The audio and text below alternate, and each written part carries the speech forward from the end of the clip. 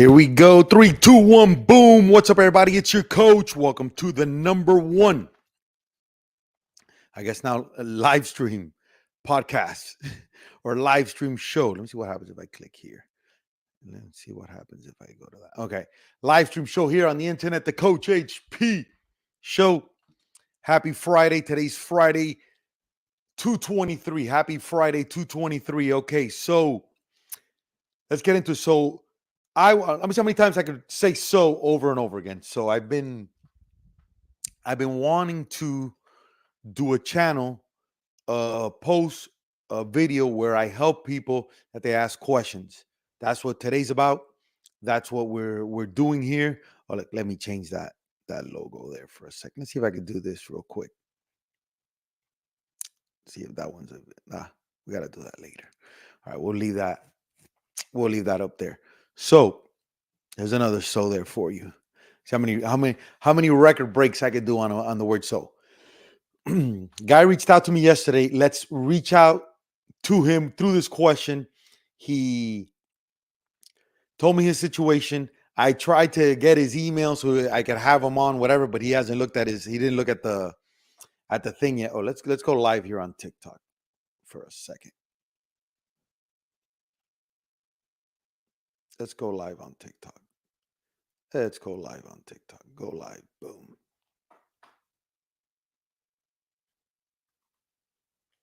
I don't know where to put the TikTok. Maybe right there, do TikTok. Go live. Go live. Here we go, guys. We're going live on TikTok too. Okay, so what if I do this? That's a little smaller. If I go like that, if I go like this, it puts me in the side. Okay. So let's see what this does here. Okay. So this dude asked me, let's go a little bigger here so he could see me here. Okay. Here's this comment here to the to the right. Hey, coach, I coached T-ball for 2 years and assistant with rookie minors last year, 7 and 8-year-olds, first year of machine pitch. When I played and when a lot of people played, we didn't have this machine pitching thing. It was either coach pitch and then kids start pitching. Minute you involve machines or different kind of technology, you got to get used to it. So that's a whole different thing in itself. Of machine pitch.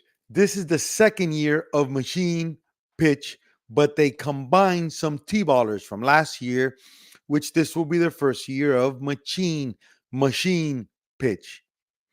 The coach had to bail, so I'm stepping up. I have been coaching a long time, but fairly new to baseball.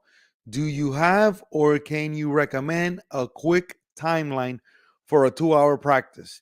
I know it's a lot of info, but if you have a particular timeline or practice routine, any help is appreciated.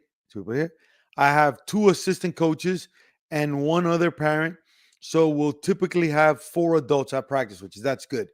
If you get 4 adults in practice, you're winning there, man. So that's a good sign right there.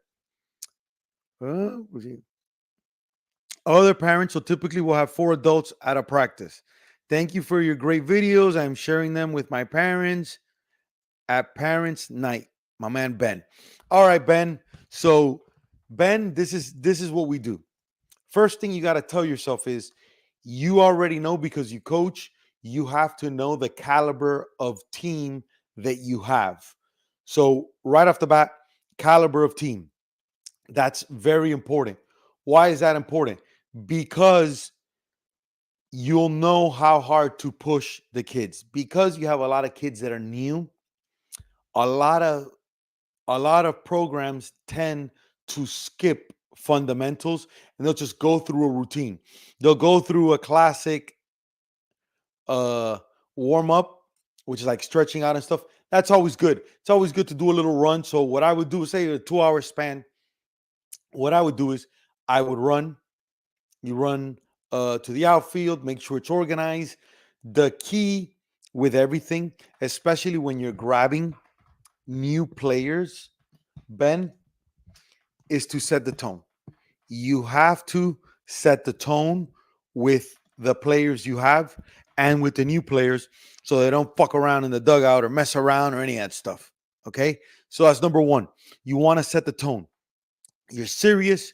You go out there. This is what's expected. You're not playing with your friend. You're not fighting with each other. You're not playing tag with each other. That's probably the most important thing you're going to do with this team you have now. Is take everything like that. Like everything has a plan. When you get water, has a plan. When you go to the field, have a plan. When you go to check out the the other team, anything you do, make sure it has a plan. Okay, let me put this here just in case anybody asks any questions. That's very important. That's number one. Number two, your coaches. You want to talk with your coaches before and let them know what's going on. You grab every single one of your coaches and say, okay, this is your role. This is my role. This is this person's role. This is where you're going. That's very big. So now you want to do this the day before. Got it? So the day before. So I'm going to be all over the place, but we're going to organize you here. I'm going to tighten you up. So first thing you're going to do is you're going to set the tone once you're on the field of where you want. Everybody's running everywhere. Nobody walks on the field. Ben, that is super important. Nobody walks on the field. That's number one. Then number two, you're going to try your best to find the happy medium with the talent you have. Okay? So this is all while you're on the field. We're going to talk about the pre-field after, but you're on the field. So on the field, do your little warm-up. Then a lot of teams like to do the warm-up where the kids throw at each other. Take that step by step, because the last thing you want is kids throwing at each other they can't catch and they're just racing to get the ball after each other. And a lot of times that's almost a little bit overrated, especially with guys that don't know. So as you try to take more of a educational role in helping your new guys out and what's happening and what's important, you start with the stretch. You do a little warm up, control the warm up. If you see your guys can't catch the ball or guys are getting hurt because they don't know how to catch the ball, then make it very simple. Maybe the coaches come in and warm up with some of the guys so that becomes more effective. You have to always, in baseball, especially this baseball, which is like coach pitch thing, machine pitching, you got to find out who your best players are. Middle of the field is the most important thing. So you got catcher, shortstop, second base, and then first base. That's huge. That's huge. Your outfielders usually are not going to be that good. So those are guys that are going to catch the ball and throw it in. You got that? These are guys that you just want to literally to try to catch the ball in the air. If they don't catch it and throw it in. Here in Miami, they play with hands up. That kills the ball. So if a guy with the ball throws his hands up and the guy hasn't crossed a certain point, then he goes back. Got it? But you got to establish in these practices who your best players are to make plays for you. So in that sense, you want to split up your practice in the beginning. Maybe you could do it, or a coach that you like a lot can do it, to find where you're going to put people. Coach. So you try at the beginning not to work with everybody at the same time, because the problem with young kids is they're going to get really bored. They're going to get bored and they're not going to want to be there anymore. So you're going to want to put them in different places. So maybe if, let's say you get, I don't know, let's use an example, 12 kids, 3 groups of 4, you get 4 guys, the 4 main infielders that you like first, and start them working out together. Because that's going to be your infield. Okay. If you're going to rotate guys because you want everybody not to play the outfield and everybody play the infield, then you start doing that also. These things are all very important as you develop and get your team going and you see what kind of team you have. So I like to always end on offense. I like to get the tedious stuff kind of in the middle or the beginning out of the way, like the base running. Like people like to do base running in with the running and stuff. I like to do base running kind of in the middle. I like to do my defense, get that out of the way. I like to have a solid first baseman. So then your first baseman comes and you throw the ball to the first baseman, and you kind of have all this set up. Hold on one second.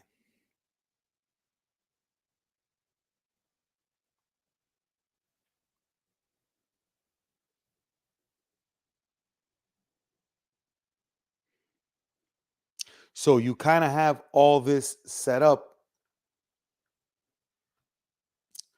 while you're there. So very simple. When you start, you have a 2 hour practice.